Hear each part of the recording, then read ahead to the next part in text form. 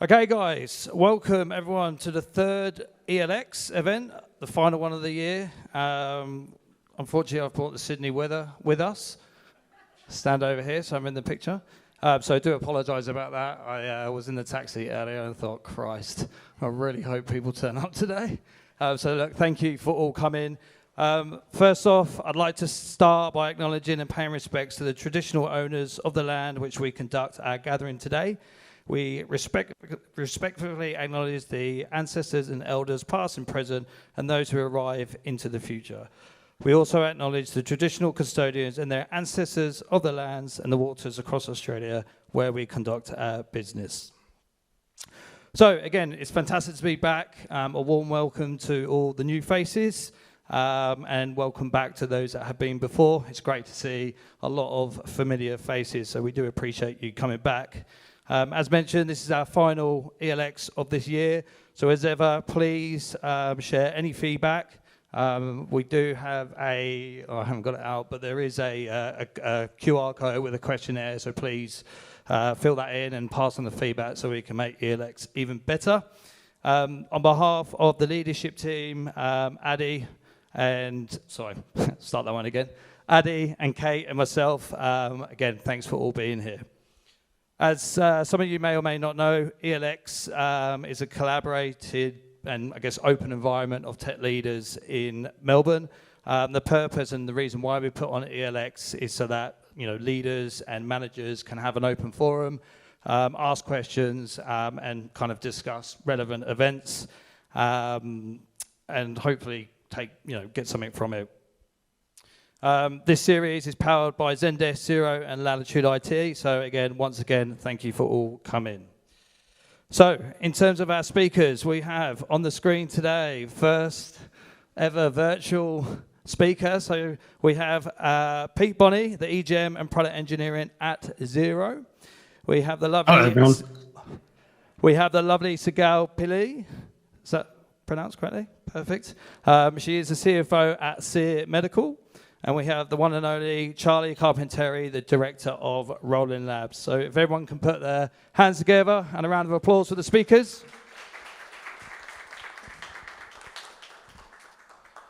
So following on from ELX3, lots have happened over the last 2 or 3 months. I think we're all in agreement. We've seen the VC money drying up in Silicon Valley. I think startups and scale-ups are coming to terms that they might be slightly overvalued.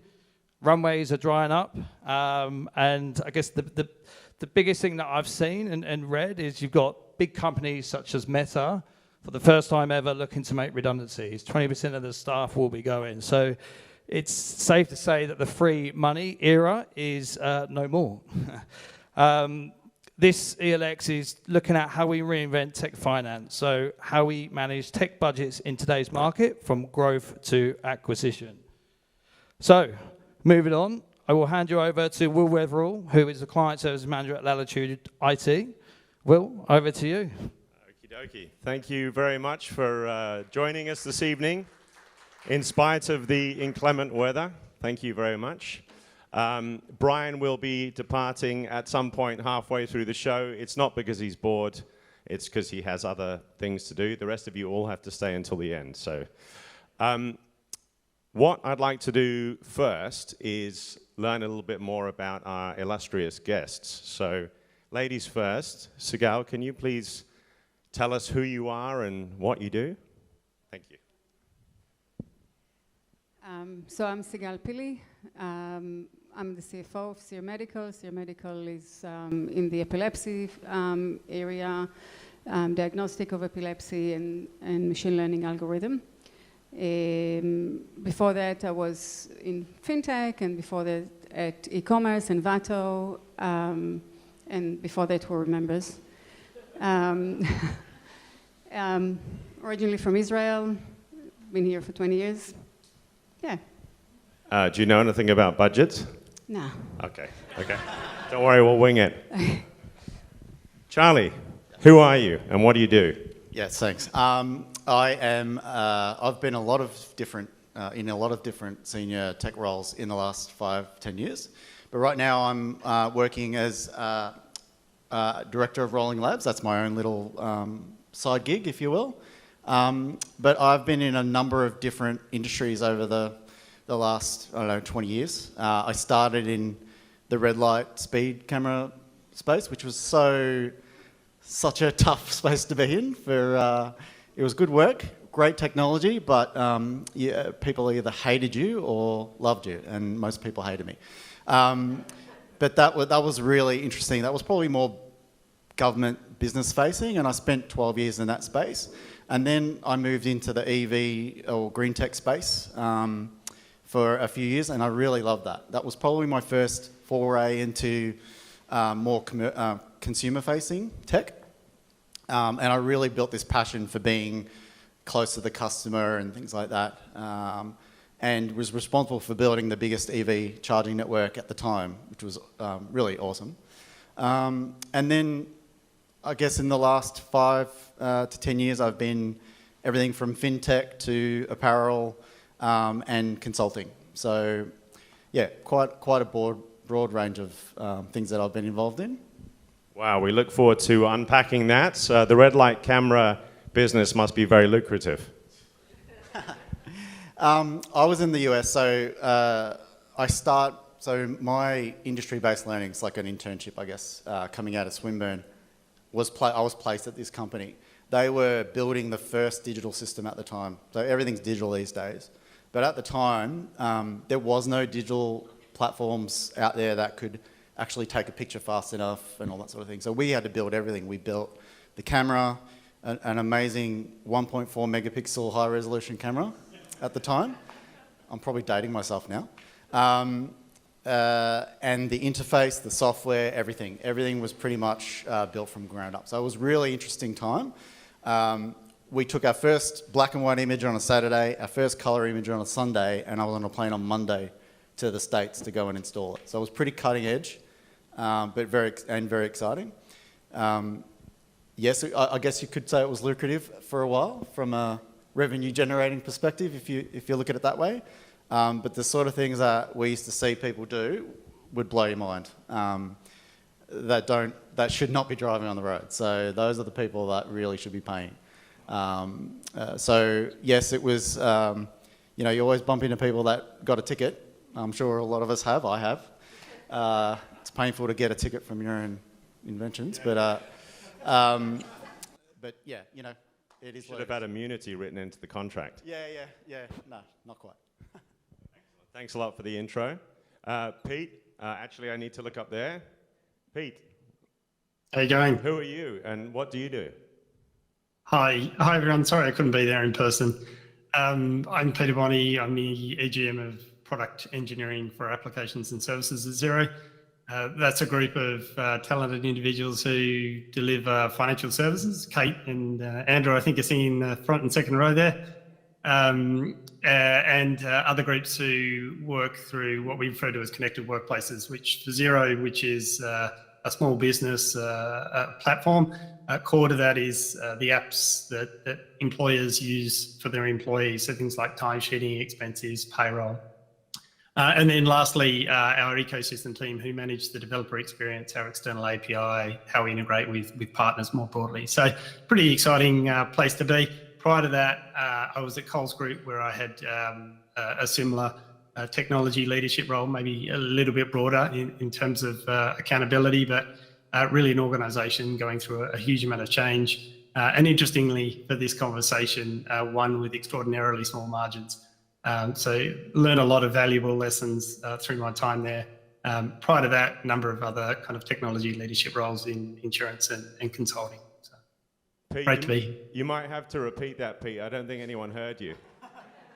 I've been told I'm quite loud, so Come maybe forward. Come forward if you're struggling to follow. Great, thanks very much, Pete, and thank you very much for joining us. I know you've got a lot going on, and history in the making, ladies and gentlemen. This is paving the way for new speakers from all over the world for the coming ELXs, which is great. So thanks very much for that.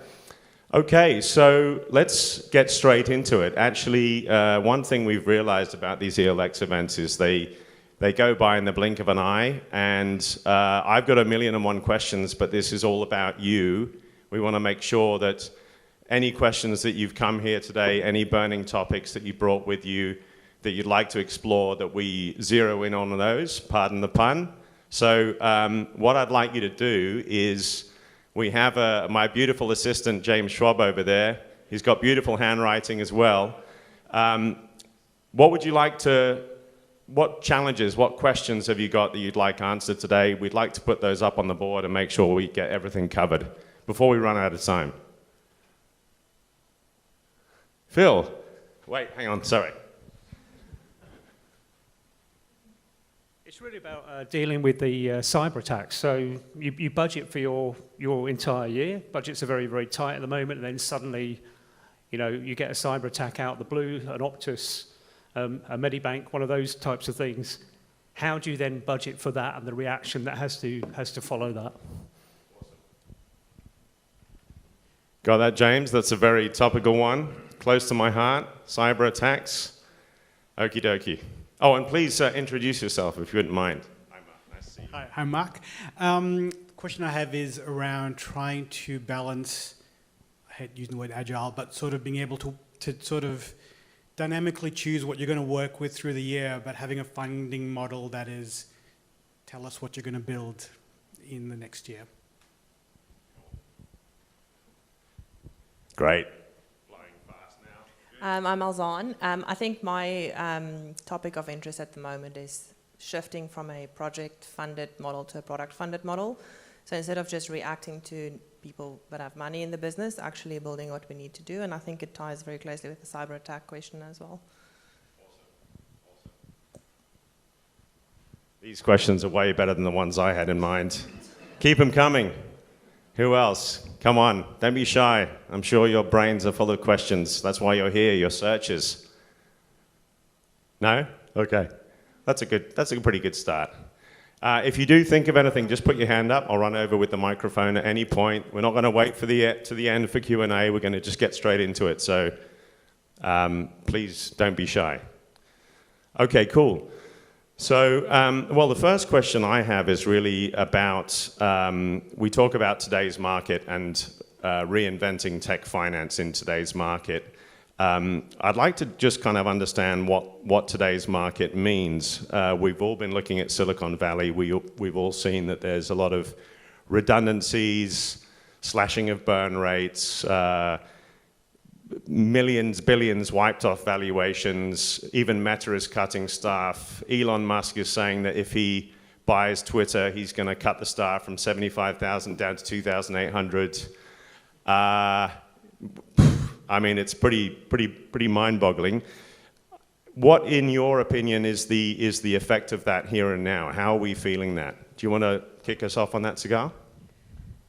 No one knows when this wave will be over, and I think the trick is about extending the runway, and this means prioritization, ruthless prioritization, and kind of taking a bet on how long will it take and how much can you extend the runway to in order to meet that and get to a point where you do the next raise when markets are hopefully better. No one knows, right? This is the million-dollar questions that no one knows the answer to. But I think that's the game we're all playing now. How do we extend the runway? That's a good point, extend the runway, and you said that you do that through prioritization. Would you mind unpacking that just a little bit before we move on to Charlie? Sorry, Charlie. Again, no one size fits all, but looking at the return period of the project that you're doing, are you being valued on your profit? Are you being valued on your turnover? What are you optimizing? These sorts of questions. What is your confidence? What is a strategic bet? And can the strategic bet be postponed a bit? And what is actually revenue generating initiatives that you can show something in order to extend your run rate in a sense? These sorts of things. It really depends on the company and where the situation. Obviously, profitable companies are in a different space, but for most startups, it's not the case, and that's kind of the game they're playing. Great, thank you. Go for it, Charlie. I was just building off that. It's almost like companies are really getting back to their core and focusing in on that. I was just going to say, perhaps with a tech lens, yes, doing more with less is a challenge for all the tech peeps out there. A lot of the times we're seen as cost centers, but we really need to be business partners. And one of the things that I've done some research on and have talked about recently is things like low code or no code platforms, or just bringing AI into developing code, for example. So trying to leverage these new technologies out there that ultimately are getting to do more with less right now, but in the future that can scale, getting more people but still being able to meet the demand that's ultimately will come. Okay, so using AI for coding to reduce your headcount? Is that what you mean? Like you have to, therefore you hire fewer developers? Is that? Well, it's pretty obvious that headcount is being reduced at the moment. But there's this expectation that, in some cases projects still meet certain deadlines and things like that, milestones. So there is obviously technology. Purist, I've spoken to engineers on, there's different buckets that people can fall into. They could be either very purist about their craft, and they want full control over their code, for example. On the other end of the spectrum, people are interested in how can I actually do my job differently, or what can I use to increase the output of what I'm doing here. And I've seen some really interesting tech that's coming out to almost automate a lot of the mundane stuff that engineers probably do today, and they do it probably without blinking an eye. But it lets them focus more on the real problems that they should, or perhaps they should, or they might want to be focused on solving. Okay, thanks a lot. What about you, Pete? Yeah, it certainly is an interesting time. I guess for me, a lot of this stuff is about natural cycles of market, and so you can be fortunate or unfortunate about where you find yourself as a company. Like you may be a startup, in which case you're trying to raise and find it difficult to get capital because you can't demonstrate, I guess the company's delivering value, or you could be a completely opposite end of the spectrum where you're a big incumbent, so to speak, and going through transformation, and suddenly you've got more cost pressure than what you had prior. But I think irrespective, I think it's a good opportunity to reflect on, whether over the period of growth that you've had, you've kind of put on muscle or fat, so to speak. And so if you look at it through a strict customer lens, and where can you deliver value to them, and kind of work back from there, I find sometimes you can get greater focus, and then also look about where the opportunity is in the market. Like one of my old bosses used to say, never waste a good crisis. And so, in a market where there are companies laying off good people, sometimes there is an opportunity to be selective and pick up some great talent. So just trying to put a positive spin on what can be a pretty difficult management time.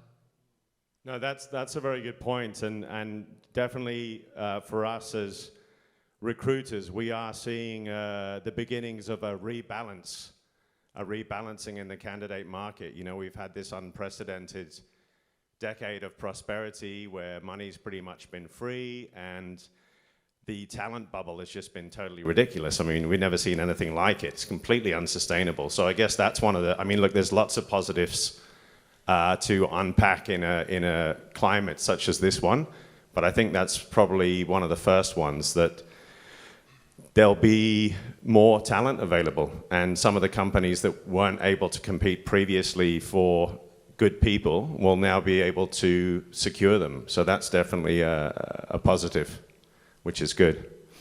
Okay, so I'm just curious, and pardon my ignorance, but if one is an engineering leader and one knows that one wants to become an engineer and then develop in one's career, how much training does one get on budgeting? Is it part of the study, the vocation, or do you just have to pick it up on the fly? And as a CFO, Sigal, how much sort of training and shaping do you give your people so that they're much better at this and they can have a lot more artistic license, perhaps? So I can't comment on the studies, except from the fact that my son is a software engineer and he knows nothing about budgets and economics and all that, and doesn't want to know either. Exactly. I think at the beginning I took this knowledge for granted and kind of with time realized that actually it's not, and we need to invest, and part of what I'm looking for my FP&A manager to do and what I'm doing with the exec is to walk them through the P&L, make sure that they understand the different terminology that for us it's like language, debits and credits, and most people don't care about it and don't need to. Just kind of help with the thinking in order to make sure that we are not completely communicating on different levels. It's not a formal training, it's more ad hoc when you identify that someone is not on the same page with you. I would say personal experience, I'll speak from personal experience. It's been on different ends of the spectrum, really. So I think earlier in my career, I had to learn myself. I was obviously learning from really great people in terms of, the CEO, board, etc. But there was no formality to that learning. But I've been in some businesses in more recent times where there is an element at the business to provide some commercial training, and I think that's been really good. Yes, it can come across as something boring or something not really related to what I'm doing, but it is really important to understand the really core metrics of a business, particularly when you're, I always encouraged my team and tech, digital, whatever it might be, to really understand why we're here. And a lot of the times we've got financial metrics to meet, and so not just as a department, but as a business. Most businesses are in the business to make money. That's the reality of it. And so I think that's important. And just more recently, where I was working just recently, we trialled doing some commercial training actually in a hybrid sort of era that we're in. So I think it's a really interesting space and something that does need a bit more formality, as Sigal said. Okay, great, thank you. What about you, Pete? What's it like in your world in terms of upskilling your team when it comes to this interesting subject of budget management and how to do more with less? Yeah, it's a very timely topic. It's probably Kate and Andrew might smile as I'm talking here. I think it really, in terms of the general sense of how well do we equip engineers, I think we don't, unless you grow up in an organisation, perhaps say consulting or something like that, where they're very strict on what you allocate your time to, and you start to get a sense of the economics of the business. I guess in most organisations, though, it's normally engineers head down focused on building code, and it's not until the organisation itself is forced to better understand where their costs are, which kind of normally comes after you're scaling and you're going and maturing into, the market not caring so much about revenue and caring more about EBITDA or whatever it might be. And so when the organisation starts asking those questions, it starts to cascade. However, I think for me, you can start and should start from day one explaining, and particularly when you talk about things like cloud, right, where every second counts, every second you use is a very literal cost to the organisation. So helping engineers understand that, when they use their resources, it has an impact on the organisation, and so they can contribute through that just by writing good code or by not spinning up a massive server to do something very simple. You can kind of start there and help show them how they have an impact. I think the biggest challenge that I see in a lot of organisations is the maturity of the technology function to be able to surface that data in a way that's meaningful to the team, because often the way we attribute the costs of technology are very aggregated and very very far removed from the actual engineer's experience or day-to-day kind of experience. So I think there's more we can do, but I think there's just some simple commercial constructs that we can help engineers understand to have an impact and get them interested. Okay. Can I just add Yeah, to that? please. Maybe this is a suggestion, but in my experience, I feel if I reflect on my career, I probably spent a lot of time shielding my team from the reality of these budgets, especially when it came to cuts and things like that. So I would actually look for ways to be as transparent as you can as a leader, so that you're spreading the love, so to speak. But I think it's really important to what Pete was saying as well, is to be able to share the impacts of how we do our work. Everything from, like consuming cloud and what that actually does when you roll it up. It can be significant. So, I would actually suggest finding the right way to be transparent about the reality of budget. Okay, so is it a bit like teaching your kids to do things around the house for pocket money? Is it kind of similar to that? You're teaching them about the value of $1 and financial responsibility, and that they're part of this enterprise, and they all have to get their shoulder to the wheel. That kind of change of philosophy. Well, I guess in a way, it's again the value of a minute of compute time. If you don't have any concept of that, or it's not something that you're bothered with, or it's not my problem, it can get quite significant. And so, I've walked into businesses, whether I'm taking on a role there or I'm advising there, and there's servers and things that have been running for years that they don't even know what they do, and spending thousands of dollars. Yeah. Sorry, SaaS is a notorious one. Like every business I walked into, the first thing is the SaaS, because people spin up SaaS services and they have Rank and Trello and another 5 of them that do exactly the same thing. No one bothers to negotiate a better rate or consolidate. People leave and they're not getting disconnected. So SaaS is a great example where there is a lot of money being wasted without no one paying attention to it. Okay, interesting. I mean, I was sort of thinking, Pete, you raised a hand. That's very polite. Yeah, sorry, I can hear it echoing, so apologies if it's just this massive thing that's coming through the speakers. I was just going, I completely agree. I think everybody wants to show up at work and understand the positive impact they have. Often for engineers, it's how can we get them really close to the customer so that they can understand the impact of their work, and we get quick feedback loops. And a lot of the time as leaders, it's up to us to celebrate that. And I think you can take the same principles of impact to the business in other ways. And so it's up to us to tell the story, why it's important, and then celebrate that and recognise the efforts that go into that. And I think once you start doing that, you get more people taking interest, because, I mean, who doesn't love recognition for coming up with smart ways to either deliver customer value or save money for an organisation? And we often do that through hackathons, but not often enough. Interesting. So if you're here in this room and you're wondering, Mark, go on. 2 really quick things. One, Peter, just let you know your voice is coming through super loud. Can you turn your mic down to 50%? I think he's trying. How's that? Apologies, it keeps popping up and down. Yeah, I think if you turn it off order, that's perfect. Hey!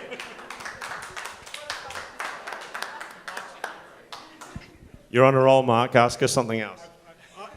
The other thing, is just a reflection I've seen recently with my team, is the engineers love data. And so if you can give them the spend and data and graphs, a lot of the new FinOps tools, often that's sort of sent to senior people but not shared with the whole team, and almost so just exposing them to nice graphs which they have an influence on is actually triggers a strange response in them that makes them competitive, tries to drive it down. So that's probably the other addition on that with modern tools. It's like gamification. Make it fun. Make it competitive. Well, that's a good idea. Is there any of that going on in your arenas at the moment? Sort of how to, like, this must be it sounds like a real challenge. It sounds, I mean, I could be misunderstanding this totally, but what it sounds like is before this downturn, this recession, engineering leaders or tech leaders weren't really having to do much in the way of budgeting? Is this like a completely new responsibility, or is it just that it was a little bit relaxed back in the day? I think it's more to do with the maturity of the business than the current situation. So at Seer, I've joined almost a year ago, and it's a process of maturing, of doing budget and doing now rolling forecast and getting more and more people involved in the process. Previous lives, we had CTOs and engineering managers heavily involved in that and contributing to the budget. We used to do budget bottom-ups, and looking to the CTO and the engineering manager to give the input to a lot of parts of their budgets, in a sense. Excellent. I'd really be very interested to hear from the audience. Matt Moran, is that a hand? Okay. Just a sidetrack question. Good evening, guys. Matt here.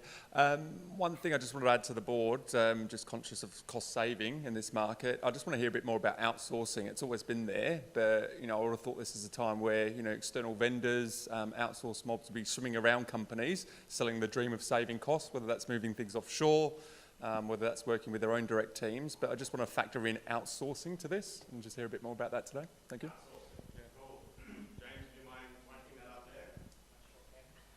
All right, I told you time flies. It's already halfway through, so we better jump onto these key themes for this evening. Who would like to run with the cyber attack question from Phil Bishop? Nice easy one. Nice easy one to start with. Yeah, great. I can have a go. I think first of all is your insurance. You don't want to wait for Guy. You don't want to wait for the event and then deal with a bottomless, spend. You want to make sure that your insurance is there and have an access that you can cope with. And if you don't, it's really hard to budget for that. Every good budget should have some reserve for the unexpected. You're not going to dry your wallet until the last dollar in the budget, of course, but it's really hard. It's like when you building your house and something can happen. You have a 10% or something on the side, but that might not be enough. So for me, insurance is the first point of call. Insurance. You never need it until you need it. Just building on that, I think the challenge is that and I might speak on behalf of techies again, but tech debt, when there's always a bucket of stuff that needs to be done, whether that's for technology that's gone obsolete or what have you, but it's not always, but a lot of the time it's deprioritized because we're very focused on customer and features and market share or whatever it might be. But there's no price that somebody puts on reputational risk or something when your company gets hacked. And what does that do to your business? So if there's a way, maybe you might have a view on this, but if there's a way to put a cost to that, I think that's where it's got to get to the board level. The board really needs to be, they need to have, if they don't already, they need to have really good representation in terms of technology and those cyber risks that are out there. They're real, and we've seen, as you mentioned earlier. What's the cost of not doing something? That's the conversation I think that needs to be had, because otherwise it'll always get deprioritized because it didn't happen. I like it. And I guess the same is about what happens if you don't train your engineering leads on budgeting and they stay. That's also very costly. Pete, go for it. Thanks. If you want me to stop putting up my hand on... I love it. Yeah, cool. Is my volume okay, firstly? Excellent. All right, I didn't hear that. Apologies. Oh yeah, sorry. Pete, can you turn it down a bit? Or are you all the way... Have you got it up to 11? It seems to be, so I'm trying to work with Windows settings, and as I talk, just whisper. Just whisper. Just do your late night FM voice. Okay. I would genuinely try and drop the volume of my voice. Getting back to the topic at hand, I think, obviously the response side of things is insurance related. I think when you think about, as a CTO, particularly of listed organisations, you need, like, there is corporate governance, and corporate governance says that you should understand the profile of your technology. Component of that is obviously cyber component of that is your broader technology environment, debt, all of that kind of good stuff. And that, I think, to kind of Charlie's point, should really drive board awareness and XLT awareness of where the risk lies. And boards, by part of their charter, have to have a risk appetite. And that risk appetite will express their willingness to put up with material breaches or material breakdown of core processes that result in these types of things. And so I think there is a direct line for listed companies between that type of structure that boards provide and the funding required to achieve that, because obviously there's real world implications if that breaks down. I think in terms of you kind of mid-financial year and suddenly you get a Log4j and you've got to divert a whole bunch of resources, you have no choice but to resolve these things. And I think the challenge for organisations is that often that comes out of, let's call it, your run budget. And so you're left with a position where you have to think about the priority of other work that you've got on for the rest of the year, because if there is no money, there is no money. And so it's about then reprioritising the work on your backlog. Great. Thanks a lot for that, Pete.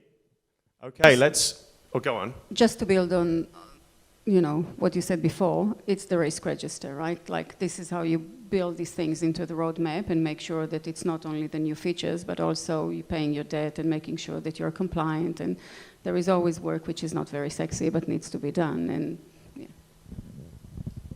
Is there anyone here whose company doesn't have a risk register? Okay, good. Just checking. All right. Next question. Who asked this question about balancing funding with agile method? Oh yeah, go for it. Did you want to build on that at all, or are you happy with that as it is?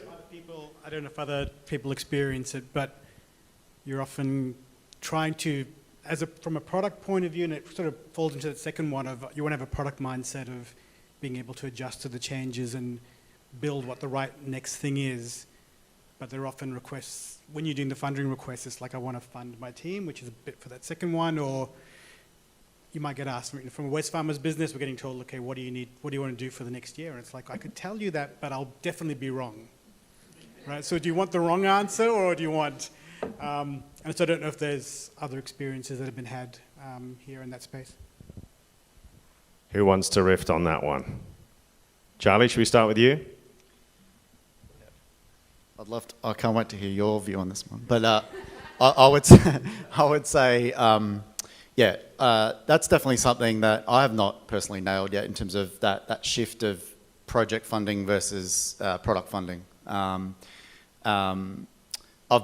worked at ANZ, no disrespect to anyone at ANZ or big financial companies or what have you, but I used to run a startup in ANZ, and I used to watch and work with people that would spend 6 to 12 months figuring out how to spend $150 million, and then another 12 months on planning on how to do that.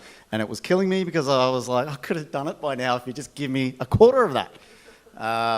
But yeah, I think that I don't have a magic answer to it, but I think my experience is that the funding models do need to change, because the experience that I've had is, tell me what I'm going to get at the end of this journey that you're going to take me on.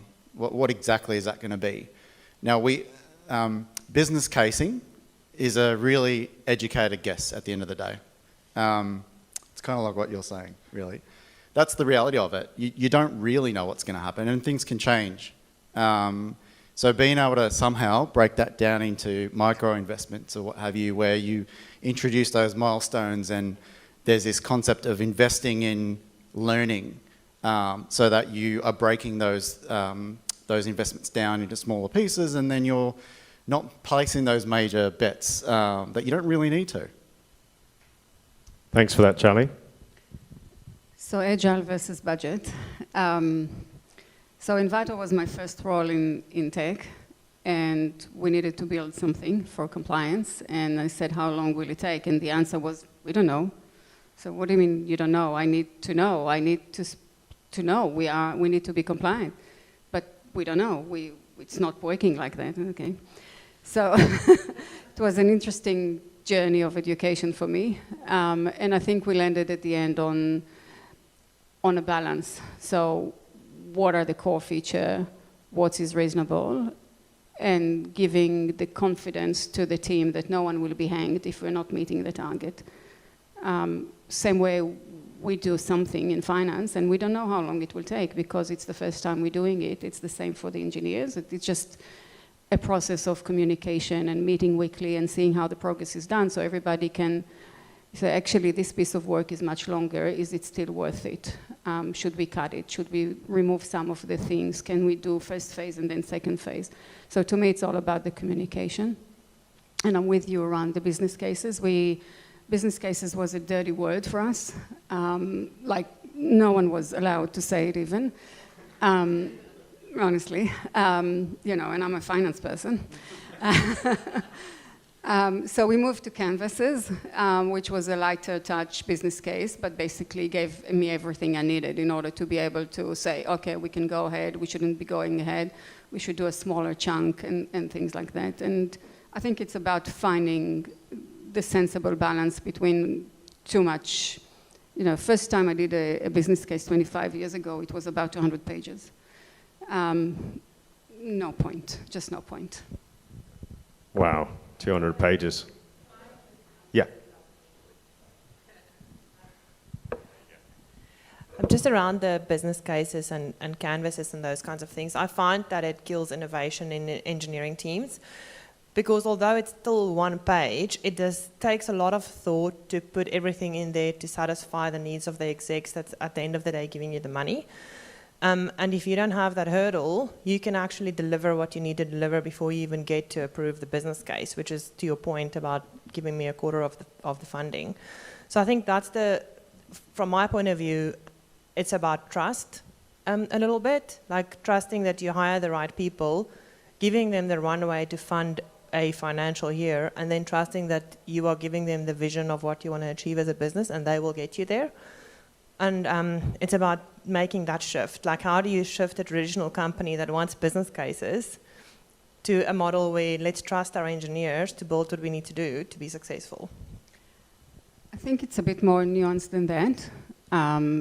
Asking for a business case doesn't necessarily mean there is no trust. I think once a company gets to a certain size, the information sharing is not as good as it is when it's 20 people. So when you have 500 people in the business, there is no chance that the strategy set at the top can be communicated so perfectly that the engineering team of 5 will know exactly the direction and therefore will be working towards the right thing. On the other hand, if the business case for a sprint of 2 weeks takes 2 weeks to prepare, maybe it's not the best, way of using people's time and effort. And I think one way we dealt with that in the past was we had a stream of developers that only did small pieces of work that kind of can be churned quickly. That has its disadvantage as well. Sometimes teams don't like working on small things. Sometimes they don't get the benefit of doing something big and these sorts of things. I don't think there is a perfect answer. I think it depends on the size of the business, the type of the work, how well strategy is communicated, how commercial sometimes the engineers are. Some businesses or some situations they are more, sometimes they're not. Yeah. Thanks very much for that. What about you, Pete? Budget versus agile. Yeah, it's a fun topic to discuss. I think my observations is that when you run a startup, right, what's the difference between a startup and 100,000 people? It's the people and the proximity to the actual customer you serve.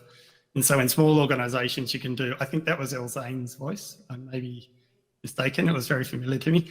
But I think the proximity to customer when you have small teams is very low. And so you understand the relationship between the work that you're doing, the value it's going to drive for the customer, and the amount that it's going to cost you to do that. And you fund that outcome. And as you grow organizations, you get more supporting structure, more teams around teams to help facilitate process. and the complexity of your technology evolves and grows most of the time outside of the way that you would like it to. So in larger organizations, they're left with this issue where they know they're working to serve a customer, but the technology environment is so complicated that estimating how they deliver that outcome is really quite hard. I don't have Sigal and Charlie, I don't have a definitive answer, but when it comes to product engineering, I think you can get back to a position where teams are closer to the customer by making sure that you're set up, relative to the jobs to be done for the customer. You keep the teams as flat and as small as possible. You work with OKRs and you fund the outcomes of those OKRs. And you look at it strategically, how those OKRs ladder up to your strategy. And then it becomes clear that if I cascade this amount of money, this is the outcomes I expect to drive. And this is the value it gives to our customers, which should theoretically result in certain type of revenue uplift or whatever you're looking to do.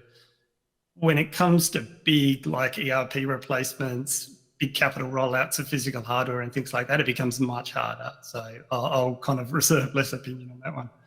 That can be the next ELX. All right, project focused to product. Was that your question? We covered that? You happy with that? All right, cool. Matt, outsourcing. Let's talk about that. Do you want to maybe expand on that a little bit? Always been a thing, but I'm just curious to hear, the evolution in low funding markets like we are now. Has that evolved? What's happening there? Because, as I said, there's vendors right now that want to, move into organisations, take a, piece of the pie, in a sense. But I just want to hear what the impact of like low funding does with outsourcing. Yeah. Great question. Who would like to kick that one off? Charlie, let's just go around in circles. I have, in the last, I would say, 12 years, I've looked at every role I've been in, I've looked at outsourcing. And I mean offshore. I had recently looked at outsourcing too. I think the one thing that the pandemic has done has it's definitely shifted. I think the thinking about people that aren't sitting in an office and doing their work, and that I feel has opened the door to these different ways of working where the person could be anywhere. So work from anywhere. Companies are promoting that as part of their EVP now. But that's also, I can't go a day without some outsourcing company tapping my inbox and asking if they can help me out in some fashion, which is frustrating. But I think it's a really important thing for companies to explore, not necessarily with just the cost cutting. I need a beer. Cost cutting lens. I think it's important to tap into talent pools that are not just in a particular region. Lots of companies are doing that now. That the ways of working that have matured over the years, I think now starts to lead into, coupled with the impacts of the pandemic and the shift in the thinking about how people need to do their work and where they do it from. That is opening the door for people doing jobs from just about anywhere. But where it fails is when you just throw things over the fence and expect people to do a good job and throw it back. It's got to be a really well thought out, integrated approach where those people are not treated like vendors or partners or what have you. They're treated like any other person on your payroll, I think. And therefore, it is about building trust, and it is about them contributing to the culture of the business. So I think those are really important aspects when you look at potential outsourcing. But please look at all lenses. Use different lenses. Thanks, Charlie. Yeah, I agree with all that. So I think when you're doing your math, whether it's worthwhile outsourcing and you take into account how do you make them part of the business, and you include flights in that, and you include the different time zone and whatever it is, it needs to be very attractive. So, you know, talking about 30 to 50% lower cost in order to make up for the additional cost of travel time and flights and accommodation and these sorts of things. Yeah, that's...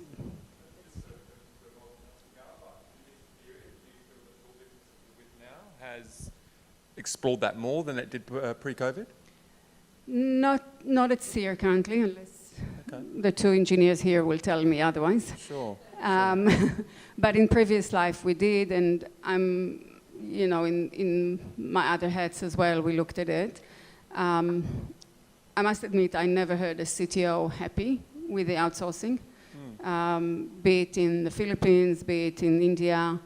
And I'm not an engineer, so I don't have an opinion, but I never heard them saying, oh, it's really working well and we're really happy with that. We had outsourcing in the Philippines for customer support.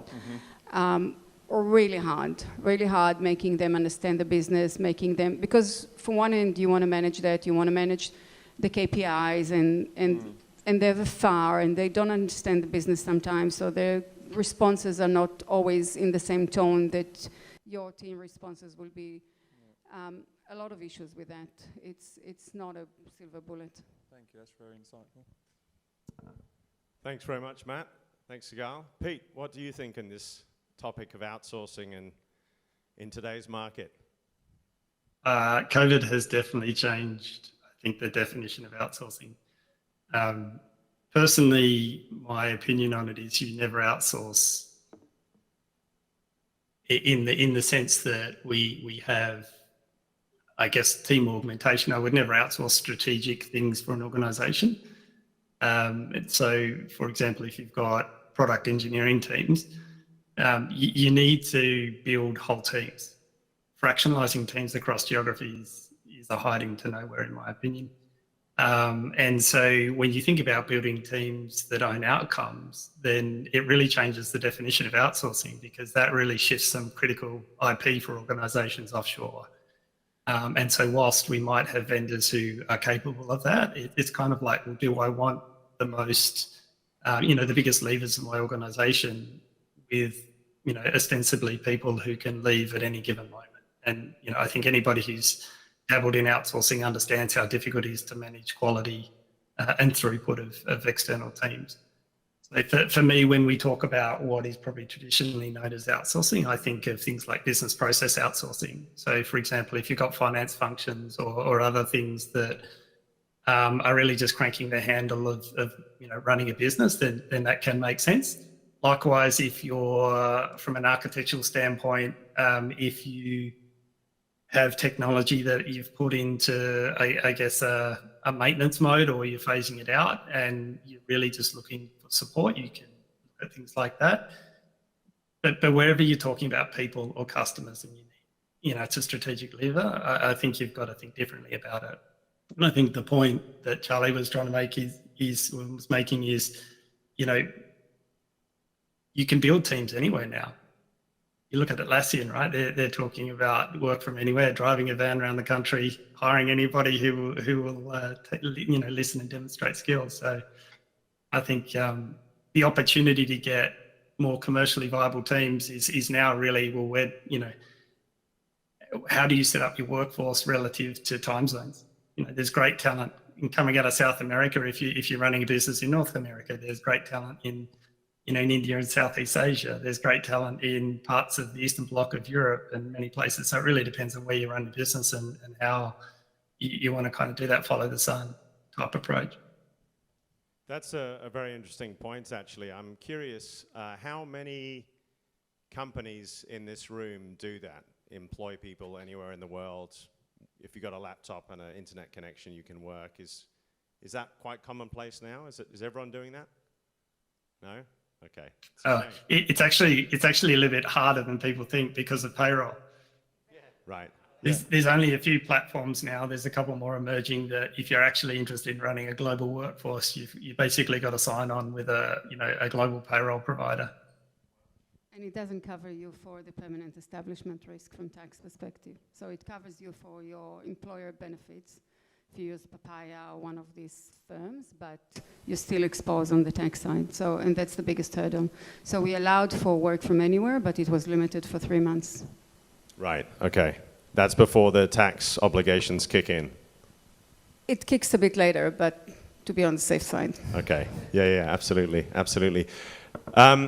Look, I told you, it's gone by super quick. We don't have a lot of time left. I just want to ask, who has a question that we can wrap up with? Otherwise, I'll ask it. Anyone else got anything to ask? Go on, brave man. I think I'm doubly brave just because, Pete's sitting right there. It's something I've been curious as, so I started as an engineer, I've moved into a team lead role, but as I move up, I get more and more visibility into how budgets happen, and I get to peek behind the curtain a little bit more. Is there something that you guys can think of that we can do to help, like engineers particularly, understand where these bags of money appear from, how they get divided up?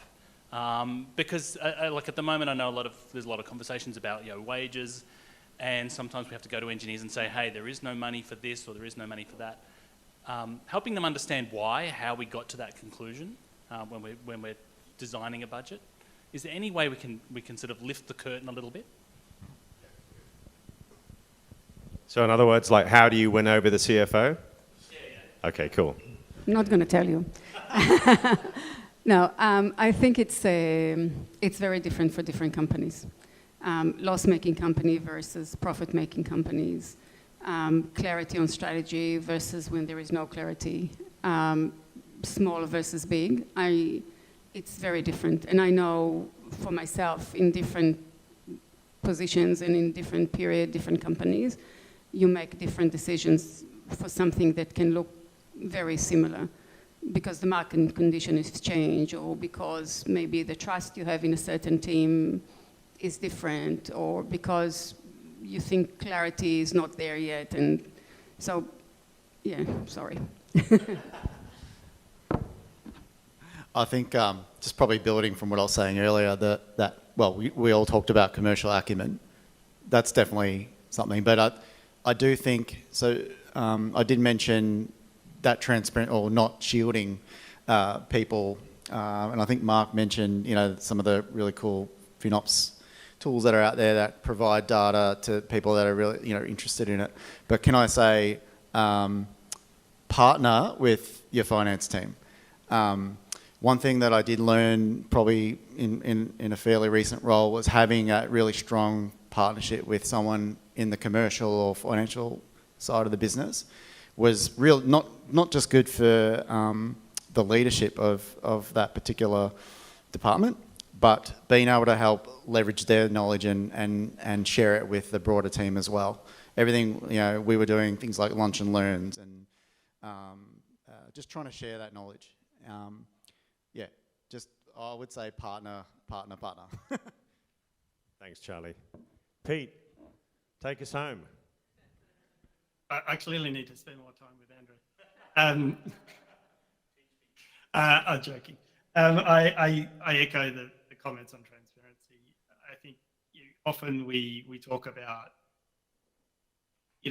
I guess the high level products we want to build, and hopefully we can clearly articulate the choices we make, but we never really talk about what's the cost of technology after you build it, for example, and bringing that front and center, and what are the trade-offs that we have to make with respect to say, well, maybe we're running over on our cloud bill this year, or maybe we had an incident like Log4j, which actually incurred a couple of $1 million of cost that now we can't recover. So, hey, suddenly we're slowing down hiring to pay for them both. These things, I think, to Charlie's point, I think we can do a better job of, as leaders, of making them visible and telling the why. Sometimes you don't necessarily need to share the raw numbers, because that can lead to commercially sensitive information, which is market sensitive. But we can better tell the story, do a better job of drawing the lines between, I I guess, what's happening in the company and where we're choosing to spend our money. Thank you very much, Pete. Well, my work here is done. Thank you very much. With that, I'm going to hand back to our fearless leader, James Gilden, and VP of Marketing. Thank you, Will. Another great MC today. Appreciate it.